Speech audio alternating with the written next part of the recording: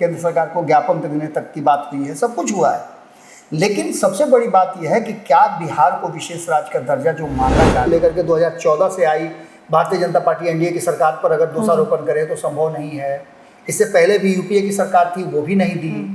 1990 से विशेष राज्य का दर्जा तो नहीं दे सकते। विशेष पैकेज की बात अगर कुछ होती है या कुछ डिमांड आप करते हैं तो उस पर विचार किया जा सकता है। और ये बात निर्मला सीतारमण ने मात्रा में मिलेगा और किस तरह से मिलेगा, ये सारे नॉर्म्स देखने के बाद ये दोनों फैसला कर सकते हैं कि आगे क्या होगा। इसके साथ बातें कही थी, बड़ा इंपॉर्टेंट बातें थी कि यहाँ पर सबसे बड़ी बात है कि व्यवसायियों के लिए वो सिंगल विंडो वाला जो बात है ना, वो नहीं।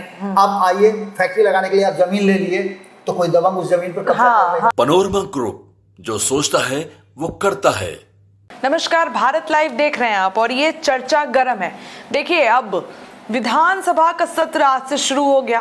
पहला दिन था, हंगामे के आसार भी दिखे। अब इसी बीच पंकज चौधरी की तरफ से एक लिखित बयान आ गया कि बिहार को विशेष राज्य का दर्जा नहीं मिलेगा। साफ साफ ये कह दिया गया कि बिहार उन क्राइटेरिया को पूरा नहीं करता है जिस क्राइटेरिया के होने के बाद बिहार को विशेष राज्य का दर्जा दिया जाए। तो क्या अब सीएम नीतीश क्या फैसला लेंगे इन्हीं मुद्दे पर? बाबा के साथ में बैठी हूँ, बात करूंगी। शीर्षक में बता दूं, नीतीश नायडू का 24 घंटे में पैकअप, मोदी शाह ने पूरा गेम ही पलट दिया। बाबा, क्या कुछ होगा? अब मना कर दिया गया है बिहार को विशेष राज्य का दर्जा मिलने से। ये आधी सच्चाई आप बता रहे हैं। अच्छा। और विधानसभा के शुरू होने से उसका कोई लेना देना भी नहीं है। इसका अगर कहीं से लेना देना है तो वो है केंद्र की सरकार।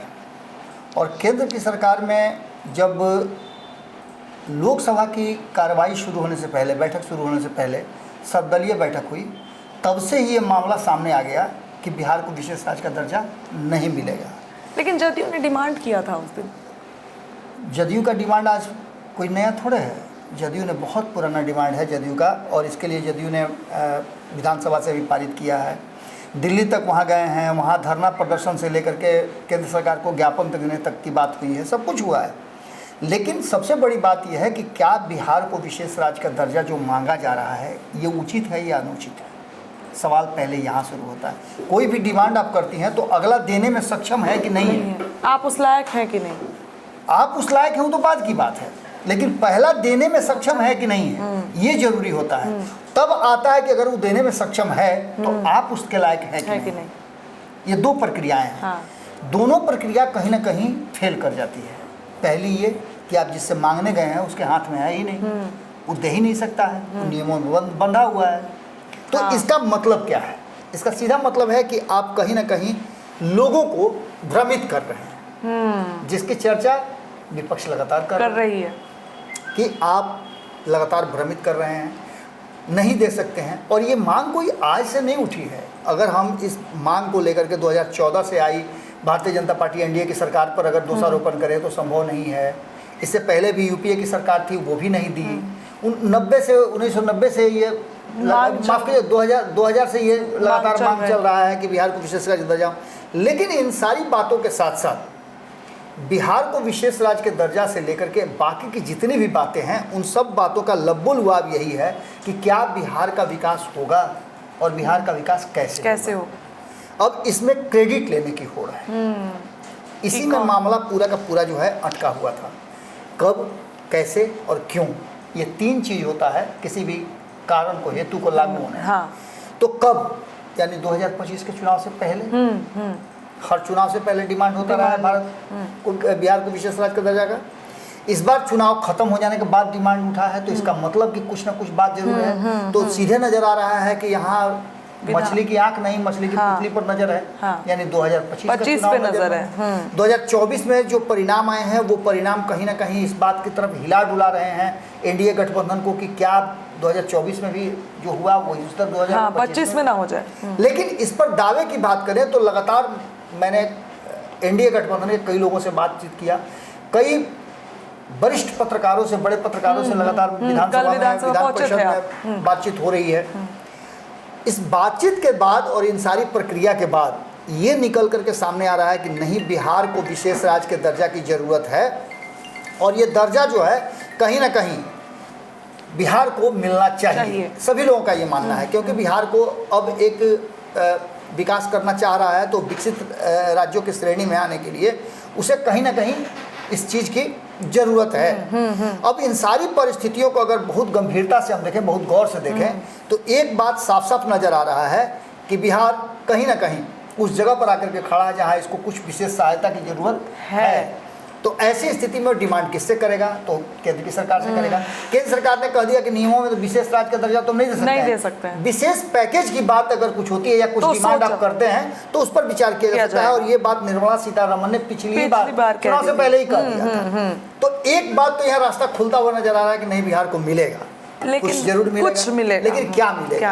अब इस उधेड़ बुन में एक क्यूरियोसिटी इधर भी है और उधर भी है। सिर्फ निर्मला सीतारमण को छोड़ करके नरेंद्र मोदी, हो सकता है कि अमित शाह भी जानते हो सकता है कि राजनाथ सिंह भी जानते हो सकता है जेपी नड्डा भी जानते हो, ये 5-6 लोगों की जो टीम है वो जानती होगी कि बिहार को क्या मिलने वाला है। या हो सकता है कि अंदर अंदर नीतीश कुमार को बता दिया गया हो, सम्राट चौधरी को बोल दिया गया हो कि भाई बिहार को हम क्या देने जा रहे हैं, पहले ही बोल दिया गया। बिल्कुल। तो ऐसी बात अगर हुई है तो ये डिमांड जो कर रहे हैं निश्चित रूप से ये शैडो फाइटिंग है जिसकी चर्चा कर रही है। अब हम बात करते हैं, जो शुरू में हमने कहा कि देने की स्थिति में है कि नहीं है, तो सीधी सी बात है कि चंद्रबाबू नायडू और नीतीश कुमार को लेकर के ये कहा जा रहा था कि 24 घंटे के अंदर में ये कोई बड़ा फैसला ले सकते हैं।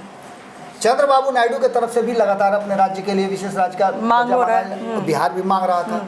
एक बात तो क्लियर हो गया कि नहीं मिलेगा।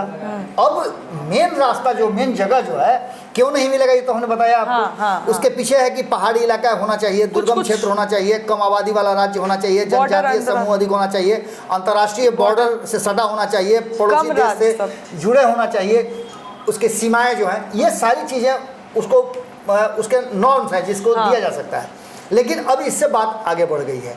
मैंने 24 घंटे की बात इसलिए कही कि इस 24 घंटे में ये फैसला होना है कि इन 24 घंटों के बाद क्या चंद्रबाबू नायडू और नीतीश कुमार विशेष पैकेज जो अगर मिलने वाला है, अगर कुछ है तो उस पैकेज से कितना संतुष्ट है, सेटिस्फाइड। अगर सेटिस्फाइड होते हैं तो ठीक है, विशेष राज्य के दर्जा का मामला ही खत्म हो जाएगा और विशेष पैकेज मिल जाएगा।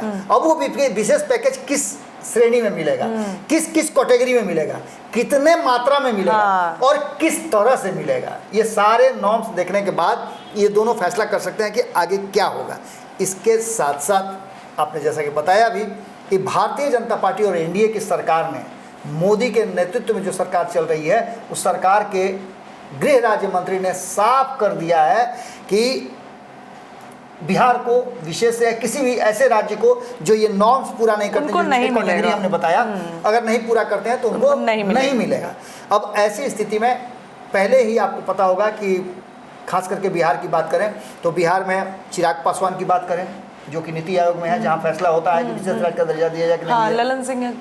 ललन सिंह जनता दल यूनाइटेड की तरफ से हैं, वो भी उसमें हैं जो डिमांड भी कर रहे हैं। तीसरी तरफ जीतन राम मांझी हैं जो साफ कर दिया है कि नहीं मिलेगा, दूसरा कोई रास्ता बनाना पड़ेगा। तो ये सारी चीज़ें हो चुकी हैं। अब इन सारी बातों के बाद क्या कुछ निकल करके सामने आता है। लेकिन तो पापा कल विशेष पैकेज तो मिलेगा, लेकिन ऐसी बात है कि विशेष पैकेज तो मिलता ही रहा है बिहार को। मेट्रो में भी अभी इतना ज़्यादा निवेश किया गया, पैकेज तो मिलता रहा है। इसीलिए मैंने कहा कि किस किस सेक्टर में किस तरह से मिलता है और इस पर क्या विशेष होता है। विशेष पैकेज का मतलब सिर्फ राशि नहीं होती है, कुछ विशेष वो विशेष क्या मिलेगा उसको। जैसे मान लेते हैं रोजगार के क्षेत्र में क्या मिलेगा। अभी आपने देखा होगा कि टेक्सटाइल को लेकर के बहुत सारी बातें सिंह ने खुद और कृषि क्षेत्र में बहुत सारे बातों को लेकर के कहा गया कि यहाँ उद्योग विभाग सक्रिय है कि भाई आप आइए हमसे पैसा लीजिए और आप उद्योग लगाइए। ये सारी चीजें हो तो रही हैं लेकिन धरातल पे नजर नहीं आ रही है। तो इसके पीछे का कारण है कि कल मैंने देखा कि संपादक नमन मिश्रा जी ने पंचनामा में 2-3 बातें कही थी, बड़ा इंपॉर्टेंट बातें थी कि यहाँ पर सबसे बड़ी बात है कि व्यवसायियों के लिए वो सिंगल विंडो वाला जो बात है ना, वो नहीं है। आप आइए फैक्ट्री लगाने के लिए आप जमीन ले लिए तो कोई दबंग उस जमीन पर कब्जा कर लेगा। इसके अलावा आप जब वहाँ जमीन आपने कब्जा कर भी लिया, आप उसका बाउंड्री कर दिए, तो कोई बिजली का आप जब कनेक्शन लेने जाइएगा तो वहाँ आपको बिजली का कनेक्शन नहीं मिलेगा। इस तरह की बहुत सारी समस्याएं हैं जिसको लेकर के व्यवसायी यहाँ आना नहीं चाहते। तो क्या ये सिस्टम चेंज होंगे? इन सिस्टम को चेंज करने और जो व्यवसायी यहाँ आएंगे व्यवसाय लगाने के लिए, यहाँ रोजगार देने के लिए, उनके साथ आप क्या फायदा उनको पहुंचाते हैं, ये भी डिपेंड करता है। ये बहुत बड़ी बात है। और विशेष राज्य के दर्जा में यही सब वो बातें थी जिसमें 10% और 90% का मामला था। 10% राज्य सरकार को और 90% केंद्र सरकार को खर्च करना था। इसके अलावा बहुत सारे कर में छूट थे, टैक्सेस में व्यवसायियों के लिए, सिंगल विंडो था, बहुत सारा की बातें थी जो एक राज्य के डेवलपमेंट के लिए चाहिए था। अब ऐसी परिस्थिति में निश्चित रूप से जो लगातार हम चर्चा कर रहे हैं और जो बातें कर रहे हैं वो अब देखने को मिल रही है कि जिस तरह से जो हम चर्चा कर रहे हैं उस चर्चा में सिंपल सी बात है कि इस 24 घंटे में ये कुछ फैसला करेंगे कि इनको क्या करना है। और ये फैसला उस पर डिपेंड है जो कल जो पैकेज मिलने वाला पैकेज जो उससे अनाउंस होगा, उसके बाद ये अपना छानबीन करेंगे। हालांकि कि फायदा है कि नहीं, जैसा कि लग रहा है कि नीतीश कुमार तो बहुत कुछ नहीं कर पाएंगे, क्योंकि नीतीश कुमार को ये बात लगभग संतुष्ट हो गए हैं। उनको ये बात भीतर पता चल गई है कि बिहार को क्या मिलने वाला है और क्या नहीं मिलने वाला है।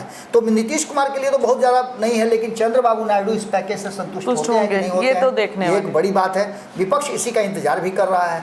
हमने देखा कि सदन में जिस तरह से राहुल गांधी एक्शन में नजर आए और उन्होंने बखिया उधेड़नी शुरू की है, वो साफ बताता है। मैंने तो सुना, यहाँ तक सुना था कि राहुल गांधी ने कहा कि आप देख रहे हैं ना, इस बार गुजरात में आपको हराएंगे, चैलेंज करते हैं, साफ उन्होंने साफ का। तो ये लगता है कि विपक्ष मजबूत हुआ है, और अगर विपक्ष मजबूत हुआ है, वो नरेंद्र मोदी और अमित शाह के सामने खड़ा होकर के जवाब देने की हैसियत रखता है, तो ऐसी स्थिति में चंद्रबाबू नायडू और नीतीश कुमार का भी कहीं ना कहीं मनोबल बढ़ेगा। और ये जो चीजें हैं वो पैकेज के बाद आपको देखने को मिल सकती हैं कि पैकेज में क्या और कितने संतुष्ट होते हैं। देखिए, अब कल का दिन जो है काफी खास होने वाला है। निर्मला सीतारमण की तरफ से बजट पेश किया जाएगा और बजट में बिहार को क्या कुछ मिलता है ये तो देखने वाली बात रहेगी। और तमाम जो नायडू है, चंद्रबाबू नायडू और सीएम नीतीश कुमार, क्या कुछ फैसले उसके बाद लेते हैं ये भी हम आप तक पहुंचाएंगे। बाकी तमाम खबरें हम आप तक पहुंचा रहे हैं। बने रहिए भारत लाइव के साथ। बहुत बहुत धन्यवाद। पनोरमा ग्रुप, जो सोचता है वो करता है। अगर ये वीडियो पसंद आई और वह बिहार के राजनीति और बिहारियत से सरोकार रखेनी तो सब्सक्राइब बटन दबा के चैनल के सब्सक्राइब कर ली। ओजे एगो घंटी बा, ओकरा बटन दबा देला से कुल सटीक और मारक खबर रुआ मुफ्त में मिल जाई। अगर रुआ पत्रकारिता के हमनी के नया प्रयोग में सहयोग कर चाहतानी तो ज्वाइन बटन दबा दी। पेटीएम नंबर नोट कर ली 9386816700।